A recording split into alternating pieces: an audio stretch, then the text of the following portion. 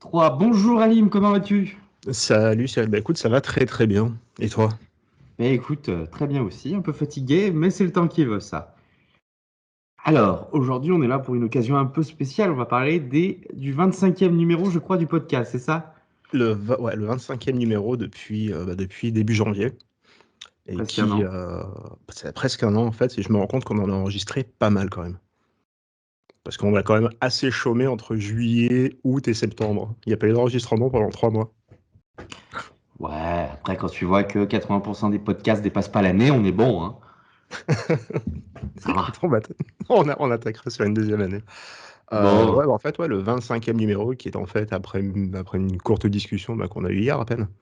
Alors en Hmm. fait, on a voulu en faire une rétrospective et une introspection d'un an de podcast avec 24 épisodes et 24 invités différents quand même. Tu te rappelles du premier, du coup? Camille Berg, en pur guet-apens. C'était la première. Je lui ai vendu l'idée du podcast parce que je l'avais rencontré à Lisbonne. Et on s'était rencontrés lors d'une visio. Et je lui ai proposé de la rencontrer en physique pour enregistrer. En fait, le premier, ça s'est super bien passé. Euh, en présentiel, le courant est super bien passé. Et du coup, ça a été l'un des 3 podcasts de l'année enregistrés en présentiel. Parce qu'on s'est mangé quand même on s'est mangé différents couvre-feux et confinements par la suite. Ouais, on en parlera tout à l'heure. C'est vrai que je me rappelle l'avoir monté avec les bruits du garçon de café derrière et les bruits de la musique d'ambiance, hein. J'ai beaucoup pleuré. C'était à l'Hôtel Euh, Évolution. Je te remercie. ouais, ouais. Eh ben, ils sont bien bruyants à l'hôtel Évolution. J'y passerai pas la nuit. Mais le sujet, tu te rappelles un petit peu comment tu avais amené ça?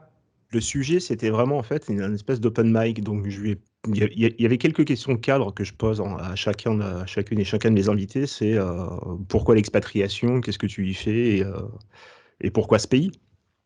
Pour elle, c'était assez clair. En fait, elle avait déjà eu une vie d'entrepreneuse au Portugal. Et bon, là, moi, je l'interviewais sur Gift and Craft, sa nouvelle société, qui était un peu une reconversion. Et en fait, ça s'est fait au fil de l'eau. Il y a eu vraiment ces 3, 4 questions un peu clés. Et tout du reste, en fait, c'est enregistré dans les conditions du live. Il n'y a pas de montage, il n'y a pas de censure. Donc, non, non, ça s'est super bien passé. Et du coup, après le premier épisode, là, comment tu t'es senti? Stressé, je crois que j'ai mis à peu près 2, 3 semaines à te l'envoyer. Parce que tu essayes de réécouter, tu trouves ta voix horriblement dégueulasse, pour dire, sans vouloir être vulgaire.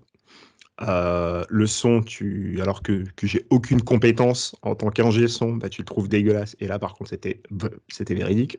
Tu confirmes. C'était un peu bruyant. C'était bruyant. Et après, sincèrement, c'est étant donné que tu as annoncé que tu te lançais dans une saison entière de podcast, ce qui te drive, c'est le fait que tu doives les livrer.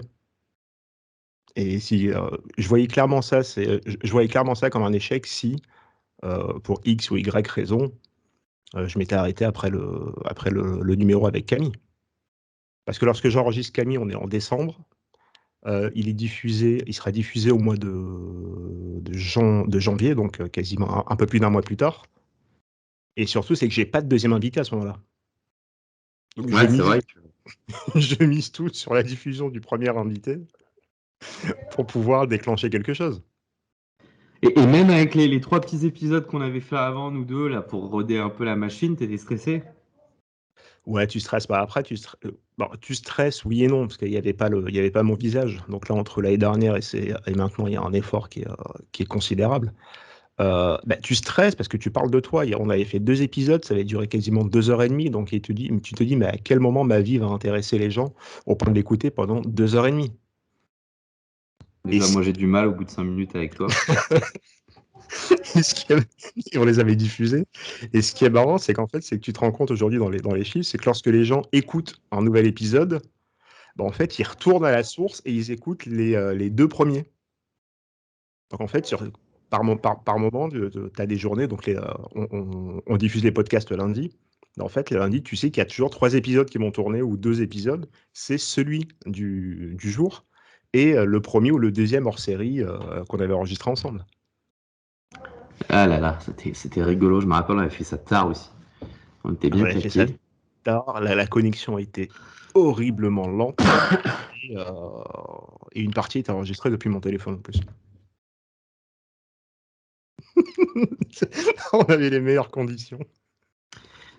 Et il y a un truc que tu m'as pas raconté quand tu t'es pointé à l'hôtel là pour enregistrer, t'es sorti le matos, c'est d'où? Tu t'es pas senti dévisagé, les gens t'ont pas dit mais qu'est-ce qu'il fout lui? Pas du tout, alors pas du tout, parce que j'avais choisi l'hôtel Evolution. En fait, c'est un hôtel qui est certes qui est relativement bruyant, mais il est bruyant parce qu'il accueille énormément de clientèle pour le boulot. Donc c'est pas étonnant de voir deux types dans un coin en train de faire une présentation sur un PowerPoint, de voir quelqu'un d'autre en train d'enregistrer, quelqu'un d'autre en train de se filmer, en train de faire un live. Pourquoi j'avais choisi le lieu pour vraiment pour me fondre dans la masse le plus possible. Parce que le stress du premier enregistrement, le stress de l'invité, moi je sais pas si à ce moment-là Camille va être à l'aise ou pas. Et tu dis si en plus de ça, tu mets un environnement qui est stressant, tu pars à l'échec. Et du coup alors elle était ravie après la première écoute Camille? Elle était ravie, écoute, elle m'a fait un excellent retour. Il y a eu pas mal de partages autour de son numéro. Et ça a été une agréable surprise, autant pour elle que pour moi, parce que pour elle, c'était une première, et pour moi, bah, c'était aussi une première. Et en fait, non, non, ça c'est pareil. Donc, ouais, non, non, il y a eu un excellent retour. Peut-être même l'embêter pour les 1 an pour les 1 an de son podcast, histoire d'enregistrer un nouveau podcast pour savoir un peu tout ce qui s'est passé depuis 1 an. Sans bruit autour, ce sera nickel. On va essayer. Merci. Et pendant que je te tiens, du coup, ce qui se passe après l'enregistrement de Camille, c'est qu'on tombe en plein confinement. Je crois que c'est le premier. Le premier numéro de Camille, donc ouais, il est en live, donc il est enregistré en décembre, diffusé en janvier, et dans la foulée, alors j'ai un deuxième numéro qui lui, bah, j'ai pas le choix que de le faire en visio parce que c'est Donifan qui est en Colombie, mais les autres, les numéros suivants vont automatiquement tomber, ouais, sous le coup du confinement, des confinements, des couvre-feux, que ce soit en France ou au Portugal. Donc là, tu t'adaptes. Le premier de Donifan, bah, tu te souviens, tu étais avec nous, ça avait duré plus de 2 heures. Ah Donc oui. t'as pas le comment dire? Tu perds la notion du temps. Quand tu es 1 heure avec une personne en présentiel, tu as une notion du temps. Là, tu es sur Discord, tu aucune notion du temps, et après, non, mais tu te rends compte que tu es à plus de 2 heures d'enregistrement. Pareil, donc tu te dis dès le deuxième numéro, on a tellement parlé que j'avais l'impression par moment que les auditeurs allaient être plongés dans un profond coma. Et là aussi, tu te rends compte que celui-ci a eu un impact génial et très positif dans le sens où on a parlé de tout. On a parlé d'entrepreneuriat, on a parlé d'études, d'expatriation, l'idée de l'impatriation qui pour lui est complètement proscrite. Et en fait, on en est venu à parler des premiers achats, comment il aidait sa mère à faire des achats en ligne. Et en fait, on a parlé de tout ça et notamment du ressenti des gens lorsque tu quittes un pays ou lorsque tu reviens. Et pareil, donc là, ça a été un très beau succès et au final, un excellent souvenir. Alors, pour la petite blague, c'est vrai que vous avez parlé tellement longtemps que moi j'étais attendu pour dîner. Et en fait, j'ai laissé l'enregistrement courir, j'ai été manger genre 45 minutes. Et je me suis dit, bon, mais ils vont se rendre compte que je suis pas là, quoi. Et ils vont m'envoyer un message genre, t'es où? Je suis arrivé, mais comme une plume, ils se sont aperçus de rien. Pendant 45 minutes, j'étais pas là. Voilà, c'était assez rigolo. Ça t'a surtout conforté dans le format de ce que tu voulais faire, du coup. Ouais. Non, non, mais un, ça te conforte. Deux, tu te dis, en fait, ouais, tu peux être aussi efficace en 1 heure, voire même en moins d'1 heure que sur du podcast de plus de 2 heures. Tu as toujours de la matière. Une fois que la personne est derrière le micro, tu as toujours cette matière pour échanger. Et après, tu te rends compte, après, c'est toujours le même format. C'est 3-4 questions clés. Derrière, c'est une discussion, tu déroules.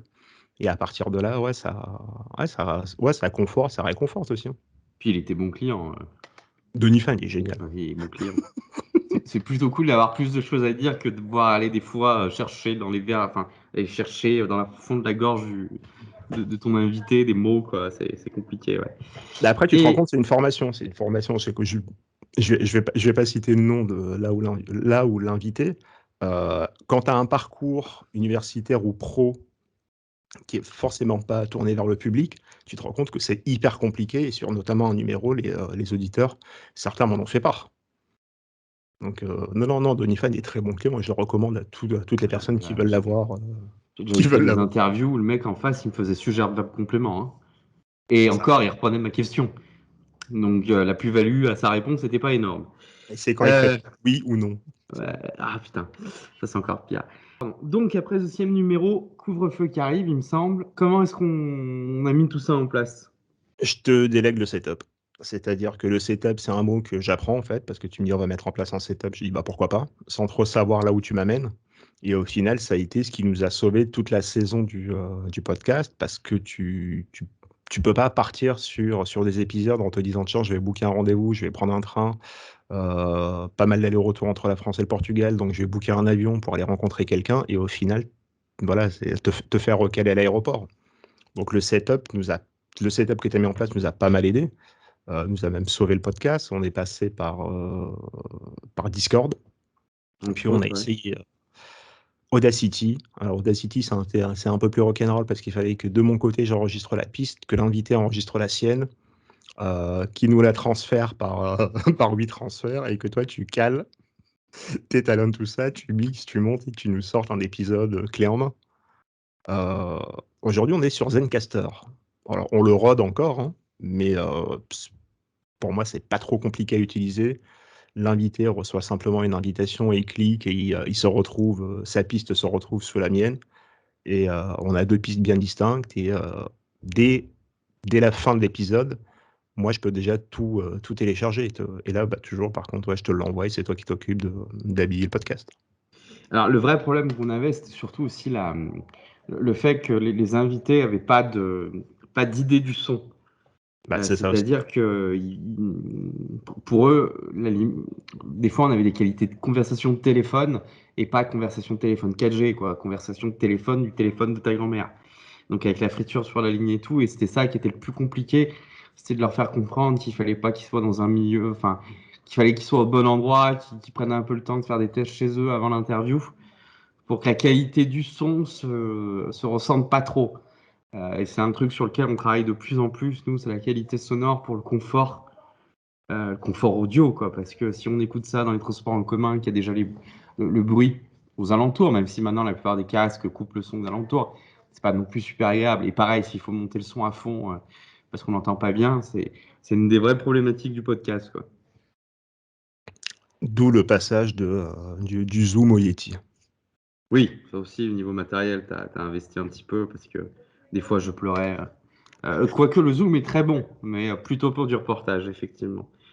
Quand il n'y Euh, a pas trop de réverb dans la salle. Coucou et... Michael Limpech. Ah ouais, putain. Pardon.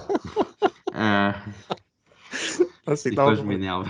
non, mais le souvenir que j'en ai, c'est que j'en avais un deuxième qui était enregistré, et la question s'était posée de ne pas décaler la diffusion de Michael Limpech, et de caler celui de Diane Lee au milieu. Donc, non, c'est compréhensible. Non, mais surtout que quand moi je reçois les pistes, je les écoute. Et j'écoute 2, 3 premières minutes pour me faire une idée de tout le truc. Et des fois, je suis là, et je me barre, tu vois. Et je laisse ça pendant un jour traîner tellement j'ai pas envie, quoi. Parce que putain, je sais que ça va me faire mal aux oreilles, quoi. Et sur les enceintes à fond, je suis sur le casque, je regarde. Et des fois, je suis même obligé de prendre des tutos pour voir comment je peux améliorer le truc, quoi. Mais bon, c'est le jeu, ça a appris pas mal de choses aussi, hein. C'est Ah, assez c'est clair. intéressant. Du coup, à partir de là, on a pas mal enchaîné, il me semble, après, hein. Alors, on a pas mal enchaîné. C'était pas une volonté de notre part, mais du coup, il a fallu s'adapter aussi. Tu t'en souviens, ça tombait en fait, c'est tombé entre le premier et le deuxième enregistrement, où il y avait eu ce hack sur LinkedIn Oui. qui a généré sur mon pauvre compte LinkedIn que j'exploitais à peine à ce moment-là, plus de 8000% de visibilité. Donc, du coup, qui dit 8000% de visibilité, bah, dit des candidats potentiels, des invités potentiels. Et bah, à partir de là, on s'est retrouvé à une cadence de un épisode par semaine, donc un épisode tous les lundis, là où on s'était calé sur 2 épisodes par mois.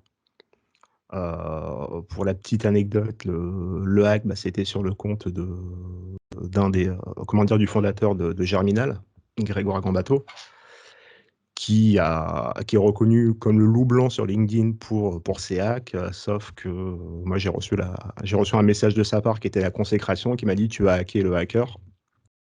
Mais donc ton ego en prend un coup, et donc là tu te sens plus pendant quelques jours. Mais l'avantage, c'est que ça nous a apporté je ne sais combien d'invités, je crois 7 ou 8 invités d'un coup.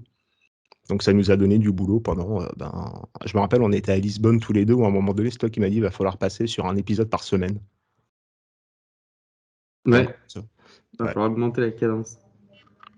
Du coup, on s'était retrouvés, du coup, à partir du mois de février, à un épisode par semaine, et la cadence, on l'a tenue jusqu'à fin juin quand même. Ouais. Et Jusqu'à- surtout qu'il n'y a pas que le montage, quoi. Enfin, il y a l'enregistrement, il y a la préparation en amont.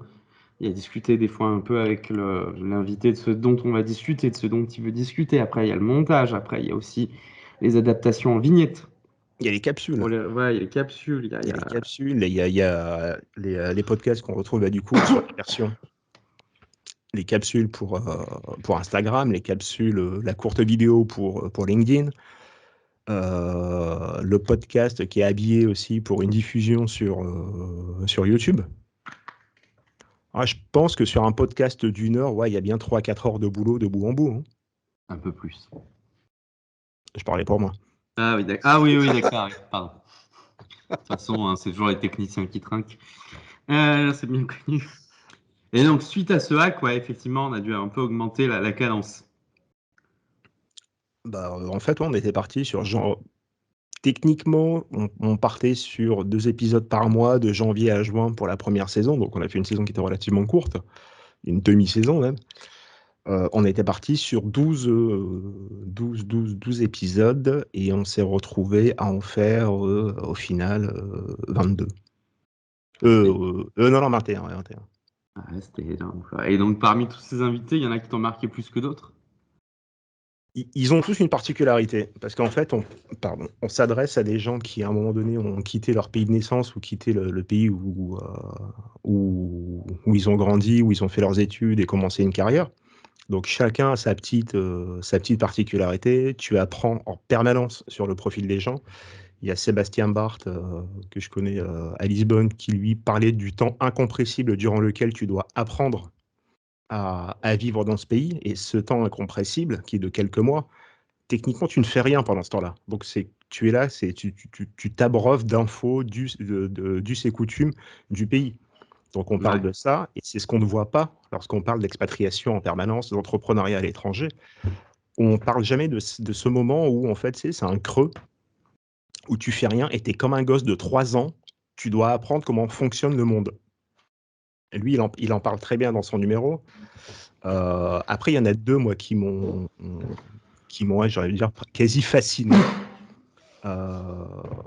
La première, c'est Elizabeth Doyle qui quitte son Mississippi natal. Alors l'histoire, elle est juste fantastique. Elle quitte son Mississippi natal pour bosser en France en tant que prof de langue, prof d'anglais. Et elle se retrouve dans un centre de formation qui doit fermer pour diverses raisons. Et là, la question qu'elle se pose, c'est j'ai jamais été déclaré par mon employeur. Je suis dans un pays étranger depuis quelques mois, voire je crois que c'était plus d'1 an à ce moment-là. La question qui se pose, elle, c'est je fais un trait sur ma vie en France et du coup, je rentre aux États-Unis, une main devant, une main derrière, parce qu'en fait, j'ai rien construit, j'ai rien fait et j'ai juste été, moi aussi, escroqué. Je pense qu'on serait tous passés par cette période, par ces moments de doute. Et en fait, elle, ce qu'elle fait, c'est qu'elle rentre aux États-Unis et elle se remet en selle et elle revient après les fêtes de Noël. Et en fait, elle décide de lancer son centre de formation qui est Aves Formation et qui marche mais du feu de Dieu actuellement. Et même pendant le confinement, ça a très très bien marché pour elle et pour son équipe. Et qui aujourd'hui a carrément pris la liberté d'aller vivre en Italie et de gérer sa boîte à distance. Donc là, on est sur un profil qui est juste dingue, c'est qu'elle quitte le Mississippi pour arriver en France, monter une boîte et aller vivre en Italie pour diriger sa boîte française. Là, en termes d'expatriation, on est sur un profil qui est complètement dingue, que j'admire, mais à un niveau qui est juste incroyable. Et c'était voilà, c'est les questions que tu peux te poser pendant une expatriation. Après, j'en ai un autre qui lui est assez particulier, c'est c'est Mathieu qui a lancé Moji, qui est un service de babysitting à Londres. Et aussi, donc aujourd'hui, ils font aussi de l'aide aux devoirs et de l'accompagnement à domicile. Ce qui me marque chez lui, c'est qu'il monte sa boîte, il a 16 ans et demi en constatant un problème. Le problème des nounous à Londres. Voilà. Donc il y a un tarif unique, un service unique, un tarif unique sur Londres, et c'est la première boîte qui fait ça sur Londres. Et là, tu te dis que c'est un type qui a 16 ans et demi, qui est encore au lycée, et qui, comme s'il n'avait pas assez d'activité à côté, il est quand même athlète de haut niveau. Il est champion d'escrime. Et malgré son planning, qui est relativement intense, il prend le temps de monter une boîte. Et ce qui me fascine chez lui, c'est sa notion du temps. C'est quand je lui dis à quel moment tu fais ça, ben, il te dit dans la navette qui m'amène à l'école. Très bien. Et après, on discute sur le fait de à quel moment tu as décidé en fait, de t'entourer. Et il me dit, entre le moment où la boîte a été lancée et j'ai dû m'entourer pour pouvoir vraiment travailler correctement en fournissant des services et des prestats, ça a été très très long quand même. Ça a pris 3 semaines. Et là, tu te dis, en fait, on n'est pas du tout sur la même échelle on n'est pas du tout sur la même échelle de temps. Pour lui, en fait, il était tellement jeune, parce que 16 ans et demi, c'est extrêmement jeune pour avoir une idée pour avoir une boîte et déjà la diriger. Dans un pays étranger, on est en Angleterre, avec le planning qu'il a, et en fait, et pour lui, 3 semaines, c'était considérablement long. Alors que des fois, 3 semaines, quand tu arrives à un certain âge, c'est juste le temps qu'il te faut pour prendre une décision, pas trop déconnant. Ou un café. Ou un café aussi. Ouais, il y a vraiment ces deux profils qui m'ont fasciné. Il y a Reuven que j'aime bien aussi, dans le sens où lui se retrouve à Jérusalem quasi par hasard, parce qu'il n'est pas du tout prévu à ce moment-là de sa vie de s'installer à Jérusalem. Et il part à Jérusalem, en fait, un peu au pied levé, en accompagnant sa famille, suivant sa famille même. Et il décide c'est là où il comprend que la compta, c'est pas du tout fait pour lui. Mais pas du tout, du tout. Donc il se retrouve à faire différents boulots jusqu'à devenir à la tête de Studio Express, de sa boîte. Et qu'aujourd'hui, en fait, il a des clients de Jérusalem en passant par Paris jusqu'aux États-Unis. Non, on est sur des profils qui sont hyper intéressants, qui sont hyper complets, et je trouve aussi qu'on met pas assez en avant, parce qu'à chaque fois, on nous parle d'entrepreneurs qui sont dans le clinquant, mais t'as pas ces entrepreneurs qui sont passés par des galères incommensurables et qui arrivent aujourd'hui à vivre de leur boîte. Oui, c'est vrai que ça manque aussi ces écueils, hein, parce qu'ils ont eu des écueils au début, ils nous le racontent dans les podcasts. C'est pas facile. On a ce rêve effectivement de l'expatriation où tu arrives, tu as le taf, tu arrives le samedi, tu fais un tour et tu commences le dimanche. Donc, tu commences le lundi, pardon, le taf. Alors que c'est pas du tout le cas, quoi. C'est assez marrant. Euh, on a fait le tour des invités. Vu que tu produis du podcast, tu dois en écouter. Qu'est-ce que tu J'en nous ai, conseilles? j'en écoute pas mal. Celui que je vais conseiller, c'est celui de Reuven, qui est Dose de Leadership, sur lequel je suis passé aussi. J'ai eu le plaisir d'échanger avec lui là-dessus. L'avantage de Reuven, c'est qu'en fait, il dit, donc moi ça me touche d'avoir été invité par lui, euh, il va attaquer en fait une seule problématique pour son podcast. Et il dit faire appel à des gens qui sont inspirants, et certains de ses invités sont très brillants dans leur domaine.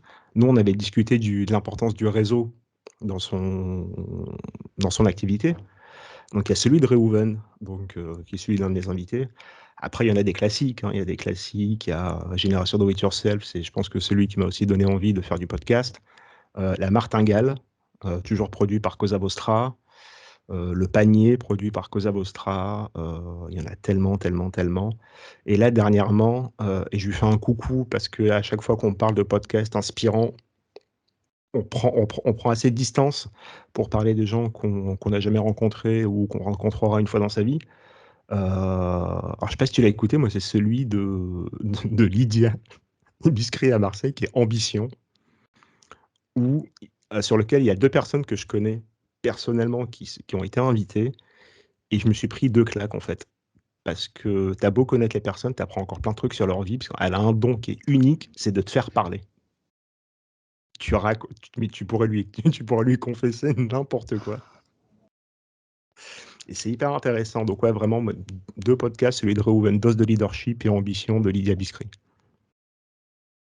Ok. C'est déjà pas mal. Ça refait des heures à écouter. Ah, là, ouais, là, comment dire, là, je pense, ouais, si vous savez pas quoi faire, si vous savez pas quoi faire pendant les fêtes de fin d'année ou pendant les vacances, ouais, je pense que c'est de faire une bonne trentaine d'heures de C'est que podcast. des podcasts sur l'entrepreneuriat, on est d'accord. Ouais, c'est uniquement des podcasts sur l'entrepreneuriat. Ah, ok. Il y a aussi, alors j'ai pas fini de tout écouter, c'est Dilo de Charlène, qui a été la première invitée de la saison 2 d'Entreprendre à l'étranger. Voilà. Elle a un podcast qui Ok. s'appelle Dis-le tout haut. Oui, oui, Voilà. oui. Et Après, j'avoue que j'en produis beaucoup. Je fais pas mal de podcasts, mais j'en écoute très très peu. Je sais pas en pourquoi fait, d'ailleurs. aujourd'hui, le podcast a quasiment remplacé la musique dans mes écouteurs.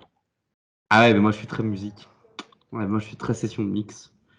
Ah, Donc j'écoute beaucoup de musique. Ouais. Mais bon, c'est une autre. Mais je sais que les gens avec qui je travaille sur les autres podcasts ne regarderont pas ce podcast parce qu'ils n'aiment pas l'entrepreneuriat. Donc je peux leur dire que je n'écoute pas toujours leur podcast. Voilà. Euh, le connard. au moins, c'est honnête. Euh, Au moins, c'est honnête. c'est honnête. Bon alors, qu'est-ce que c'est la suite là? On repart sur 25 épisodes?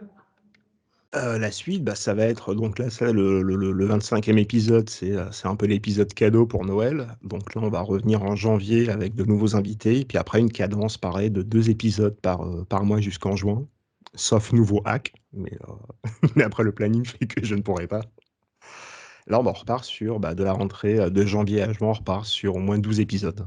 Ouais, on va améliorer aussi la qualité audio. Là, on travaille beaucoup là-dessus. Faites un millier de retours pour qu'Alim fasse voir un peu plus sa tête parce qu'on aimerait bien faire un peu plus de vidéos et de choses un peu plus en plateau. À 1000 écoutes, je monte ma tête à chaque enregistrement. C'est C'est pas le deal. mal. C'est C'est le pas deal. mal. Voilà. À À 10 toi 000, il le fait dans un camp de nudistes. Allez, on est bon. à toi de Faut le faire gaffe avec convaincre. ce genre de pari, hein. Il y a des gens, ils vivent pour mettre les gens dans la merde. Moi. Et du coup, il n'y a que ce podcast de prévu ou tu as d'autres expériences un peu prévues pour l'année qui arrive? Pour 2022, alors je vais pas dire lever le pied, mais après, bon, il y a toujours l'ISAT qui est entre le Portugal et la France. Donc là aussi, donc il y a pas mal de choses à repenser, bah, qu'on va repenser ensemble et qu'on va présenter. Après, mon planning fait aussi que, bah, depuis que je suis aussi à la direction de Résonance au niveau national, je suis pas mal sur les routes. On dirait une troupe de saltimbanques avec, avec Marion et Boris. Tu sais, t'as Et presque envie de franchement, moi, dire. je travaille avec les intermittents du spectacle, hein, je peux vous dire que c'est la même chose. Donc si tu sais pas où tu seras en fait, tu sais, parfois d'une semaine à l'autre. Tu sais, je pense que prochainement, tu sais, on va mettre faut qu'on produise une affiche avec vous nous avez raté à Lyon. Nous serons le 8 à, le 8 à Dijon, le 9 à Auxerre, le 10 à Marseille.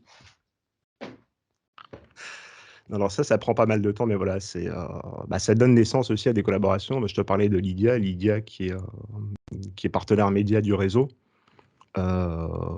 Fait du podcast et produit, voilà, comment dire, elle réalise et produit des podcasts, notamment autour de l'entrepreneuriat, et puis elle a reçu pas mal d'invités membres du réseau aussi.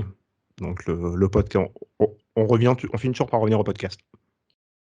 Toujours, toujours. Et puis oui, effectivement, c'est toujours plus facile à monter. Moi, je sais que, bref, même sur des versions vidéo de choses qui sont faites, on peut toujours sortir un wave pas trop dégueulasse et faire quelque chose d'assez qualitatif. Mais écoute, est-ce que tu as d'autres choses à nous dire pour cette année? Oh, une bonne fin d'année surtout, une bonne fin d'année. Produisez le maximum de podcasts parce qu'en fait, ouais, j'adore en découvrir. Euh, Ah ouais, et accessoirement, j'organiserai sûrement un apéro, alors soit en décembre, soit en janvier, en région PACA, autour du podcast avec le partenariat de Ocha Podcast. Donc, Très bonne crème, oui. non, je me suis retrouvé administrateur de l'agenda pour la région PACA, donc autant en faire quelque chose. Allez, rendez-vous pris. Bah, je te remercie pour tout, Aline, Merci à toi, Cyril. et à Et à bientôt. bientôt. Ciao. Ciao, ciao.